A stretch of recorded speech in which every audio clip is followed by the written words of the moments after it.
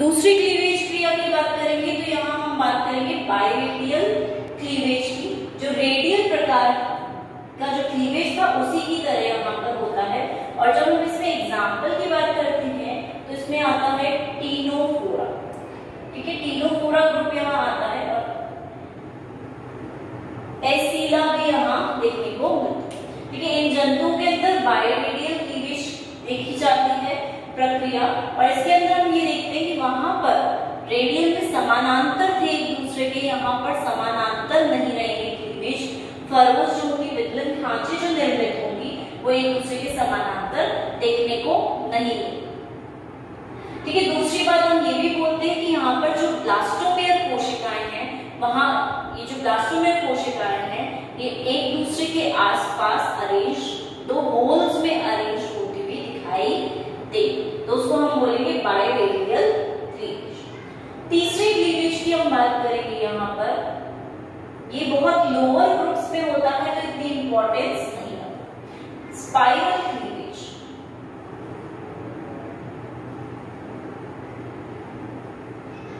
ठीक है, स्पाइरल प्रकार का क्लीवेज है। इसमें एग्जांपल्स हम देख सकते हैं,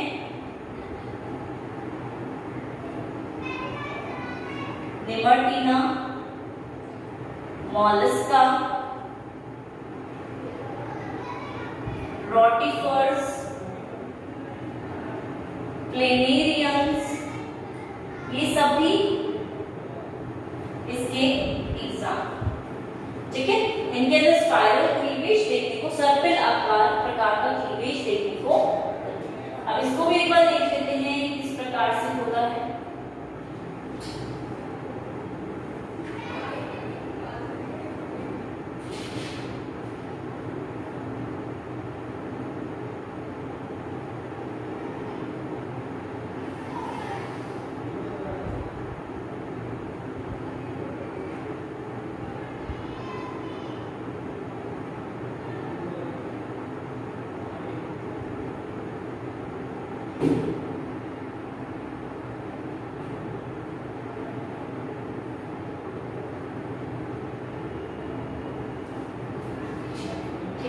इस प्रकार का यहाँ पर डिस्ट्रीब्यूशन देखने को मिलेगा। एक बार डिस्ट्रीब्यूशन भी देख लेते हैं किस प्रकार से है। यहाँ बना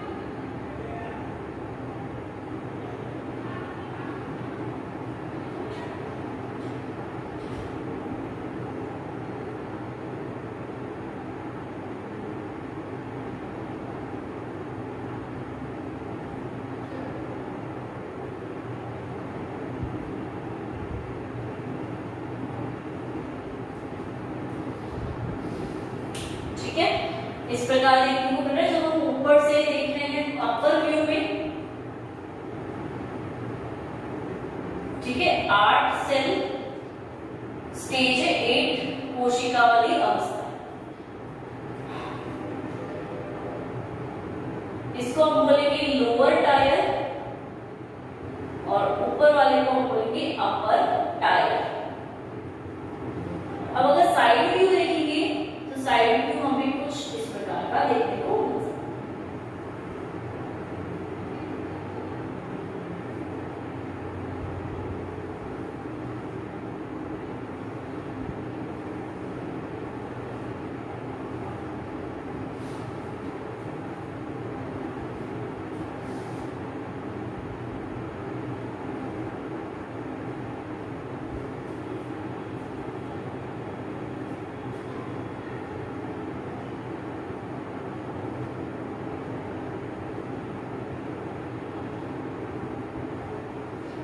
ठीक है, इनमें भी हम बोलेंगे कि जैसा रेडियल क्लीवेज में हो रहा था वैसा सेम क्रिया या स्पाइरल क्लीवेज में भी हमें देखने को मिलती है।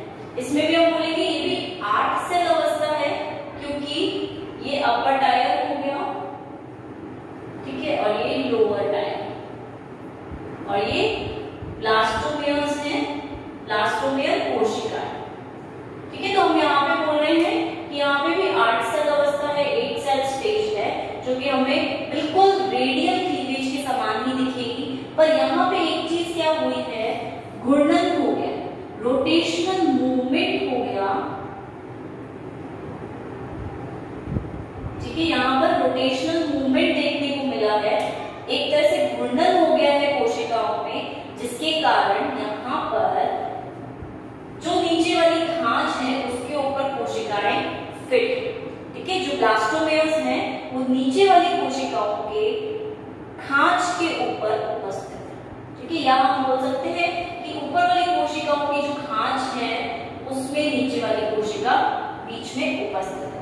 मतलब एक के ऊपर एक कोशिकाएं इस तरह से व्यवस्थित नहीं है, क्योंकि यहाँ पे रोटेशन हुआ है एक जगह पर।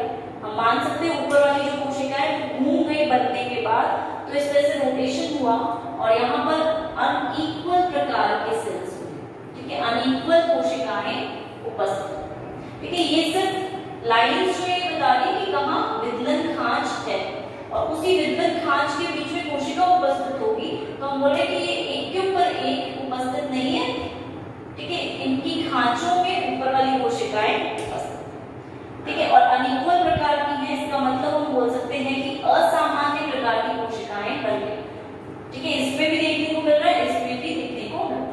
ये व्यू हम ऊपर से देख रहे हैं, ठीक है, ये व्यू हम साइड से देख रहे हैं, इसलिए हमें इस प्रकार का मिल रहा है, ठीक है। यहाँ पे भी हम लिख सकते हैं किस तरह से मूवमेंट हो रहा है, बी हो गई, ये सी हो गई, ये बी, ये ए, किस तरह से मूवमेंट हो रहा है, ये चीज भी हम यहाँ पर देख सकते हैं। तो घूर्णन क्रिया के द्वारा ये बिल्कुल अपनी पोजीशन से चेंज हो गई और उनकी खांच में जाके फंस चुकी है, धंस चुकी है। एक चीज और, क्योंकि यहाँ पे कोशिकाएं असमान प्रकार की, तो हम बोलते हैं कि यहाँ पर योग की मात्रा जो होगी ज्यादा होगी, तो यहाँ हम इजीली बोल सकते हैं कि अनइक्वल प्रकार का क्योंकि डिविजन है, तो योग की मात्रा ज्यादा नहीं होगी, इसी के कारण यहाँ पर अनइक्वल प्रकार का विभाजन देखने को हो सकता है। मीजोलेसिकल कोशिकाएं मध्य पित्त की हो या फिर बहुपित्त की कोशिकाएं रही, मेगालेसिक प्रकार। अब एक चीज और यहाँ देखने को मिलती है कि इनमें भी घूर्णन हो रहा है, मूवमेंट हो रहा है, तो उसके आधार पर हम इन्हें 2 श्रेणियों में बांटते हैं। पहला हुआ डेक्स्ट्रल स्पाइरल क्लीवेज, ठीक है, और दूसरा हुआ सिनिस्ट्रल स्पाइरल क्लीवेज। जब हम डेक्स्ट्रल की बात कर रहे हैं तो इनको हम मान के चलते हैं कि इनका जो मूवमेंट हुआ है वो राइट हैंडेड डायरेक्शन, ठीक है, राइट हैंडेड डायरेक्शन में हुआ है, और राइट हैंडेड डायरेक्शन में क्लॉकवाइज हुआ है। जैसे क्लॉक घूमती है उस प्रकार से ये मूव हुए, उस प्रकार से इनमें घूर्णन में भी हुई है। तो ऊपर की कोशिकाएं जब घूमी तो इस प्रकार से घूमी है, क्लॉक इसी तरह घूमती है ना, तो क्लॉकवाइज इनमें घूर्णन हुआ, इसलिए हम इनको बोल रहे हैं डेक्स्ट्रल स्पाइरल। स्पाइरल को सर्पिल आकार में वो दिखाई दी। वही सिनिस्ट्रल की अगर बात करेंगे तो वो होगी लेफ्ट हैंडेड एंटी क्लॉकवाइज, जिसका मतलब हुआ कि ये घूम किस तरफ रही है, लेफ्ट साइड की तरफ, लेफ्ट ये लेफ्ट साइड की तरफ घूम रही है, और एंटी क्लॉकवाइज उल्टा घूम, ठीक है, क्लॉक के जस्ट अपोजिट घूम रही है। अगर ये वाला मूवमेंट इस तरह से यहां देखने को मिलेगा तो हम बोलेंगे कि क्या है ये सिनिस्ट्रल स्पाइरल। क्या रहेगा, डेक्स्ट्रल है, क्लॉकवाइज है, मतलब डी सी ऐसे याद कर सकते हो, dextral clockwise, sinistral anti clockwise, S A, D C सा, ठीक है, ऐसे याद कर सकते हो। तो ये बात हुई हमारी स्पाइरल प्रकार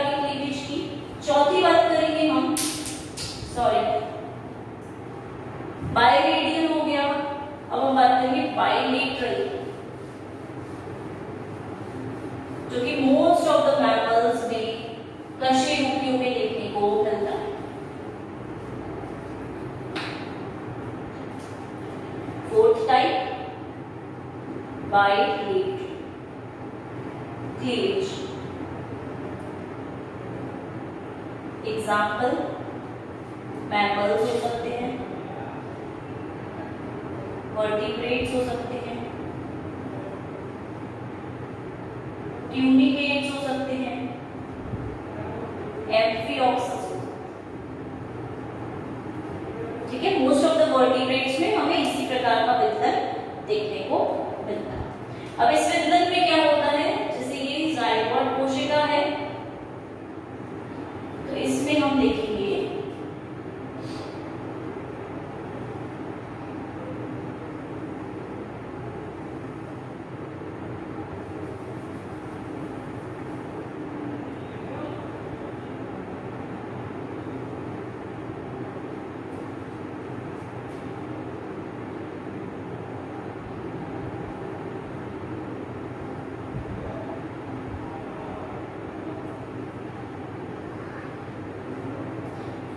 ठीक है, 2 सेल स्टेज, ये ब्लास्टोमेयर्स हुए और ये हो गई 4 सेल अवस्था, 4 कोशिका अवस्था। यहां पर हम मान के चलते बायलेटरल क्लीवेज में कि 4th सेल स्टेज में ही पता चल जाता है कि आगे क्लीवेज किस प्रकार का है, बायलेटरल प्रकार का है, और इसी के कारण बायलेटरल सिमेट्री या सममिति, द्विपार्श्व सममिति वो यहाँ देखने को हमें आसानी से मिल जाती है। ठीक है, बायलेटरल सिमेट्री इसी के कारण यहाँ पर आ रही है। तो 4th सेल स्टेज में ही इस अवस्था को देख के ही हम पहचान जाते हैं कि इस प्रकार की सममिति देखने को हमें यहाँ पे मिलेगी। ये चीज क्लियर है। दूसरी बात, अब जाइगोट है तो यहाँ पर डिवीजन कैसा हुआ है, इक्विलेटरल प्रकार का डिवीजन हुआ है बीच में से, और 2 कोशिकाएं यहाँ पर इस प्रकार से विभाजित। ठीक है, अब हम बात करेंगे यहाँ पर, तो यहाँ पर इस ऊपर वाली कोशिकाओं में तो कौन सा प्रकार का हुआ है डिवीजन, मेरिडियोनल प्रकार का, जो बीच में से मेरिडियन से पास हो रहा है और 2 कोशिकाओं को विभाजित। नीचे वाले में लैटिट्यूडनल प्रकार का डिवीजन हुआ है या इक्वेटोरियल प्रकार, क्योंकि दोनों कोशिकाएं इक्वल हैं, तो यहाँ पर हम क्या बोलेंगे, इक्वेटोरियल प्रकार का डिवीजन हुआ जिससे 2 कोशिकाएं। तो इस तरह से 4 प्रकार की कोशिकाएं बनकर हमारे यहाँ पर बायलेटरल सममिति का निर्माण करती है। एग्जाम्पल्स हो गए मैमल्स, वर्टिब्रेट्स, ट्यूनिकेट्स, जिनमें ट्यूनिक मेम्ब्रेन उपस्थित होती है, और एम्फिओक्सस। ठीक, तो ये हो गए हमारे पैटर्न्स ऑफ क्लीवेज की किस प्रकार से पैटर्न्स उपस्थित है।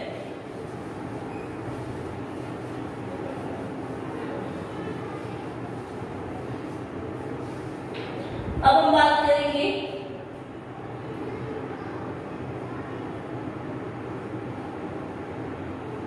टाइप्स ऑफ क्लीवेज, क्लीवेज के प्रकार। ठीक है, वो भी किसके आधार पर, सबसे पहले on the basis of fate of blastomere, कि ब्लास्टोमेयर के भविष्य के आधार पर, फेट मतलब भविष्य होता है, इसके आधार पर क्लीवेज किस प्रकार के हो सकते हैं। तो पहले तो हम बोलेंगे डिटर्मिनेटिव प्रकार के, और दूसरे हम बोलेंगे इनडिटर्मिनेट प्रकार। ठीक है, डिटर्मिनेटिव का मतलब हुआ निर्धारी, इनडिटर्मिनेटिव अनिर्धारित प्रकार। डिटर्मिनेटिव को हम मोज़ेक भी बोलते हैं, कि उसमें मोज़ेक ब्लास्टोदा का निर्माण होता है, तो मोज़ेक क्लीवेज भी बोल सकते हैं, मोज़ेक वितरण भी बोल सकते हैं। इसको हम रेगुलेटिव वितरण भी बोल सकते हैं, नियमनकारी प्रकार का क्लीवेज भी बोल सकते हैं। ठीक है, एक एक की बात करेंगे। सबसे पहले निर्धारित प्रकार, मतलब यहाँ पे हम बोल रहे हैं कि एक बार कोशिकाएं बन गई, ठीक है, एक बार क्लीवेज हो गया है, 8 सेल कोशिकाओं का निर्माण हो गया है, 8 कोशिकाएं बन गई है, ब्लास्टोमेयर बन गए हैं, तो उसके बाद क्या होता है, इसमें फ्यूचर जो होगा, ठीक है, कौन सी कोशिका आगे जाकर क्या बनाएगी, जो भविष्य होता है उसका निर्धारण हो जाता है। ठीक है, हर कोशिका डिटरमाइंड है कि आगे जाकर उसे क्या बनाना। निर्धारित इसीलिए बोल रहे हैं कि निर्धारण हो चुका है भविष्य का, और हर कोशिका के पास एक कार्य है कि उसको आगे जाकर यही बनाना। ठीक है, बहुत सारी कोशिकाएं होंगी, उन सबको एक कार्य मिल जाता है। ये चीज क्लियर, निर्धारण हो चुका है भविष्य। ये हमें मोस्ट प्रोबेबली देखने को मिलेगा प्रोटोस्टोम्स में। ठीक है, जिनमें हमने बात की थी कि गैस्ट्रुला के दौरान ब्लास्टोपोर होता है। ठीक है, कोरक छिद्र उपस्थित होता है, उससे सबसे पहले जिसमें माउथ बनता है। प्रोटो मीन्स पहले, स्टोम मीन्स माउथ। तो उन जंतुओं में ये वाला प्रकार हमें देखने को मिलेगा। तो जब परिवर्धन के समय पे हम बात करते हैं कि परिवर्धन के समय जब इसमें से हम एक कोशिका को बाहर निकाल लेते हैं और फिर इसको परिवर्धित करते हैं, तो हमें यहाँ पर कुछ अंग मिलेंगे ही नहीं, ऑर्गन्स मिसिंग मिलेंगे। तो हमने बोला कि जब डेवलपमेंट हो रहा है उस टाइम पे हमने इनमें से एक कोशिका को निकाला और फिर उसे डेवलपमेंट प्रोसेस के अंडर को जाने दिया। ठीक है, वहां पर परिवर्धन हमने होने दिया। तब हमने ये चीज ऑब्जर्व की, हमने देखा कि यहाँ पर परिवर्धन के बाद जो भ्रूण बना, कि जो भ्रूण बन रहा है, एम्ब्रियो बन रहा है, वो प्रॉपर नहीं है, वो सही तरीके से नहीं बन रहा है, और वहां पर बहुत सारे ऑर्गन्स या जिस भी पार्ट को रिमूव किया वो वाला ऑर्गन भाग बनेगा नहीं। ठीक है, मतलब एक अंग वहां पर उपस्थिति नहीं होगा और उसकी उपस्थिति नहीं देखने को मिलेगी। इसलिए हम इसे मोज़ेक बोल रहे हैं, क्योंकि हर ये मोज़ेक के जैसे नजर आता है कि हर सेल का एक फंक्शन है, एक कार्य है, और वो आगे जाकर एक पर्टिकुलर संरचना का निर्माण करता है, एक पर्टिकुलर स्ट्रक्चर को फॉर्म करता है और इसी प्रकार बनाता है। क्लियर? दूसरे प्रकार की बात करेंगे अनिर्धारित प्रकार की, जैसे नियमन कार्य। ये देखने को मिलता है हमें ड्यूटेरोस्टोम प्राणी, जिसका मतलब हुआ कि जो ब्लास्टोपोर हमने देखा था उससे किसका निर्माण होगा, पहले एनस का होगा, मुख जो है वो बाद में बनेगा। स्टोम मतलब मुख, ड्यूटेरो मतलब पूरे बाद में। पहले एनस बन रही है, पहले गुदा भाग बन रहा है और फिर लास्ट में मुख बन रहा है बाद में। इसमें मोस्ट प्रोबेबली हम लोग भी आते हैं, मैमल्स। ठीक है, मोस्ट ऑफ द वर्टिब्रेट्स जो होते हैं, कशेरुकी जो होते हैं, वो इन्हीं में। अब दूसरी बात हम देखिए, अनिर्धारित है, मतलब इनका जो फ्यूचर है वो निश्चित नहीं है। ठीक है, फ्यूचर इज नॉट डिफाइंड, निश्चित ही नहीं है इनका फ्यूचर, इनका भविष्य। तो कोई से भी कोशिका कुछ भी बना सकती है। ठीक है, आगे जाकर कुछ भी बना सकते हैं। तो बाय चांस, अगर नॉर्मली हम बात करते हैं बाय एक्सीडेंट, बाय चांस कोई कोशिका अगर विकलन के बाद डेथ हो जाती है, उसकी कोशिका की मृत्यु हो जाती है, तो भी सारा पूरा भ्रूण सामान्य प्रकार से बने। तो यहाँ पर एक्सपेरिमेंट के द्वारा हमने क्या देखा कि यहाँ पर भी एक ब्लास्टोमेयर कोशिका को किसी को भी बाहर की तरफ रिमूव किया। ठीक है, परिवर्तन के समय, डेवलपमेंट के समय हटाया गया और फिर इसे परिवर्तित किया गया इस प्रकार के ब्लास्टोला। तो जब हमने डेवलपमेंट देखा, परिवर्तन देखा, तो हमने देखा कि जो भ्रूण है, एम्ब्रियो जो है, वो नॉर्मल प्रकार का बनता है, सामान्य प्रकार का भ्रूण बनता है। निर्माण जो हो रहा है, फॉर्मेशन जो हो रहा है भ्रूण का, वो बिल्कुल सामान्य प्रकार से। तो हम यहाँ मान के चलते हैं कि यहाँ पर रिमूव करने के बाद भी जो सारे सेल्स हैं, कोशिकाएं जो यहाँ पर उपस्थित हैं, ये सारे एक दूसरे को मदद करती हैं और जो भाग मिसिंग हो रहा था, जो भाग हो सकता है नहीं बनता, उसको भी बनाने में मदद करती है, क्योंकि आसपास की सारी कोशिकाएं नियमन कर लेती हैं, इसलिए हम इसे बोल रहे हैं नियमन कार्य, रेगुलेटिव प्रकार। और कई बार हम ये भी देखते हैं कि अगर हम इस कोशिका को उठा के लेबोरेटरी में यहाँ ट्रांसफर कर देंगे तो भी कोई फर्क नहीं पड़ेगा, सारे के सारा जो भ्रूण है पूरा सामान्य प्रकार से बनेगा, नॉर्मल प्रकार से, नॉर्मल टाइप से एम्ब्रियो का फॉर्मेशन होगा, चाहे हम इस सेल को यहाँ रखें चाहे यहाँ रखें, क्योंकि उनको नियमन तो करना ही है, नियमन की क्रिया होगी ही, तो वो आराम से नॉर्मल एम्ब्रियो का फॉर्मेशन करते हैं, एक भी पार्ट वहां मिसिंग नहीं। ठीक है, न कोई पार्ट में कोई भी मेल न्यूट्रिशन या हम बोल सकते हैं कोई भी डेवलपमेंट डिफेक्ट वहां देखने को नहीं मिलता। तो ये है on the basis of fate of blastomere. नियमनकारी ये वाला है और ये अनियमनकारी हो गया, ठीक है, नॉन रेगुलेटिव भी बोल सकते हैं इसको।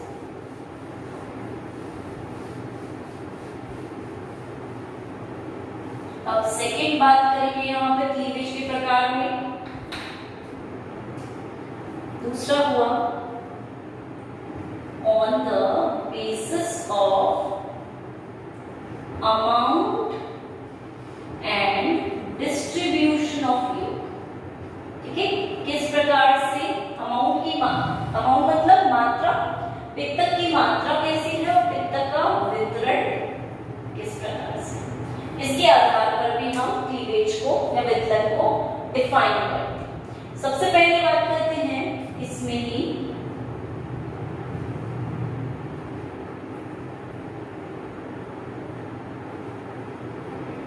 कंप्लीट या फिर होलोब्लास्टिक क्लीवेज, ठीक है, इसका मतलब होगा कि पूर्ण वितरण है या हम बोलते हैं पूर्ण भंजी प्रकार का वितरण।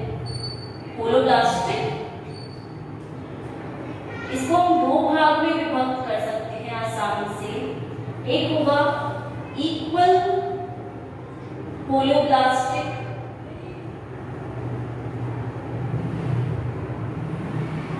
दूसरा होगा अनइक्वल होलोब्लास्टिक, ठीक है, सामान्य या समान पूर्णभंजी, असमान पूर्णभंजी प्रकार का वितरण। एग्जाम्पल भी देख लेते हैं, इसमें होगा एम्फिऑक्सिस और इसमें होगा फ्रॉग एंड फिश, के मछली और मेंढक में देखने को। अब एक बार इसको समझे, पूर्ण क्लीवेज हो रहा है, कंप्लीट क्लीवेज हो रहा है, इसका मतलब क्या हुआ कि ये जो एग्स हैं किस प्रकार के होंगे,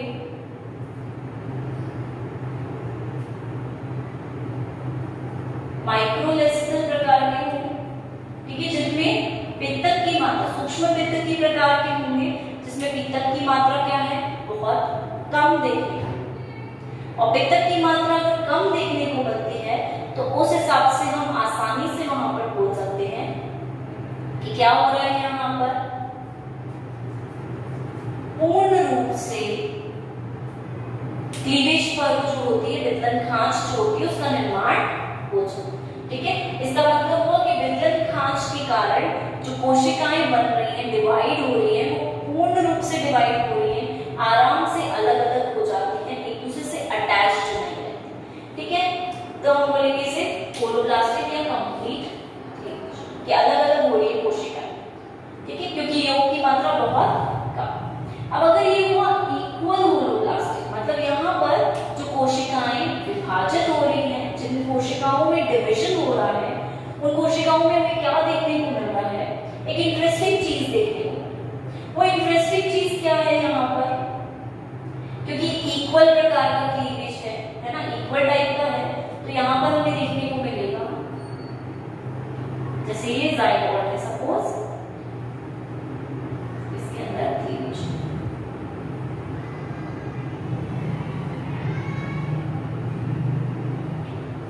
जिसके कारण हमें कोशिकाएं जो देखने को मिल रही है वो इस प्रकार से।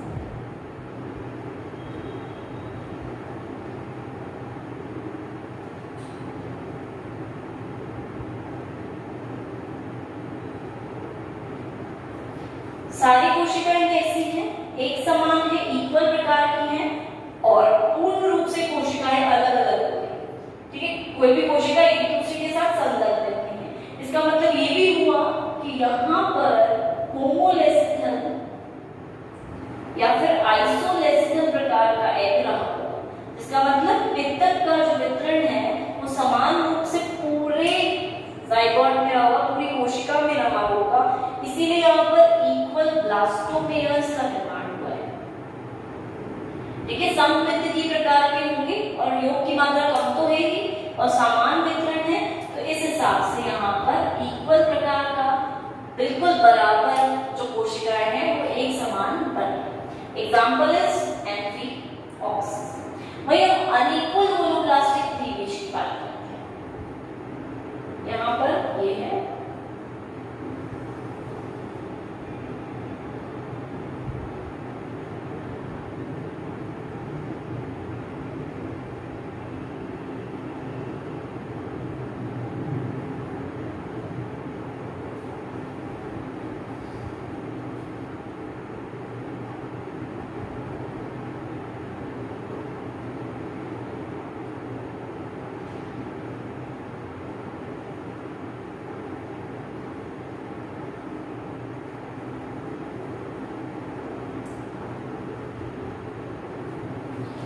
ठीक है, ये अनइक्वल प्रकार का है, असामान्य प्रकार का है।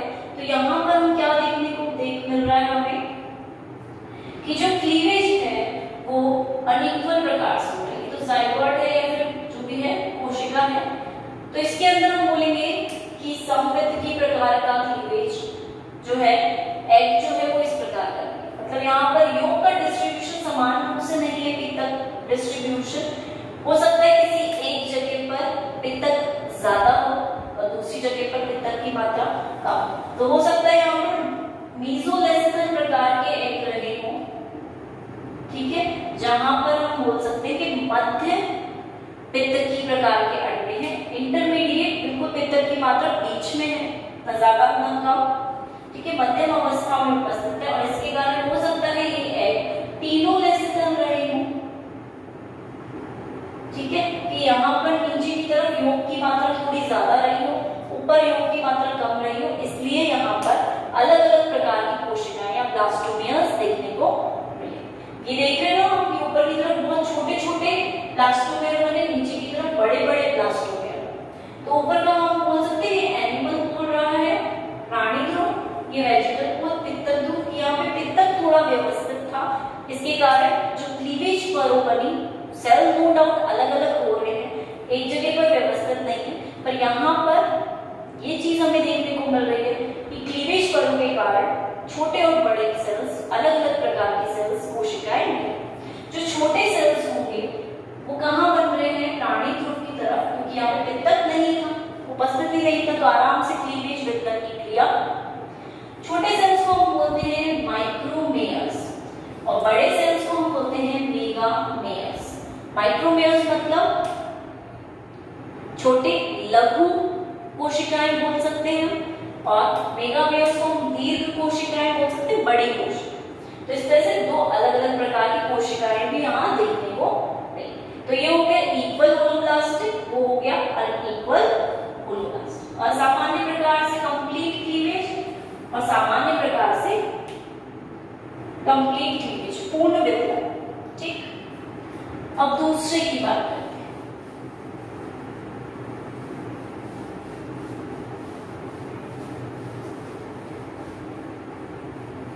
इसमें ही दूसरा है मेरोब्लास्टिक क्लीवेज। पहला होलोब्लास्टिक था, पूर्णभंजी, और इसको हम बोलेंगे अपूर्णभंजी क्लीवेज, जिसको हम इनकम्प्लीट क्लीवेज के नाम से भी जानते हैं। इसका मतलब ये हुआ कि यहाँ पर पॉलीलेसिनल प्रकार के, मतलब बहुपित्तकीय प्रकार के अंडे व्यवस्थित है, क्योंकि योग की मात्रा ज्यादा है, इसलिए जो क्लीवेज पर वितलन खांच है वो कोशिकाओं को अलग नहीं कर पाती, ठीक है, ज्यादा अंदर तक वितलन खांच जा नहीं पाती और कोशिकाएं वहां से अलग नहीं हो पाती, सेपरेट नहीं हो पाती, ठीक है, क्योंकि क्लीवेज पर वो अंदर तक नहीं जा रही, क्योंकि योग की मात्रा बहुत ज्यादा देखने को। अब ये भी हम बोलेंगे दो प्रकार की है। पहले की हम बात करते हैं डिस्कॉइडल मेरोब्लास्टिक क्लीवेज, ठीक है, और दूसरा हुआ हमारा सुपरफिशियल मेरोब्लास्टिक क्लीवेज।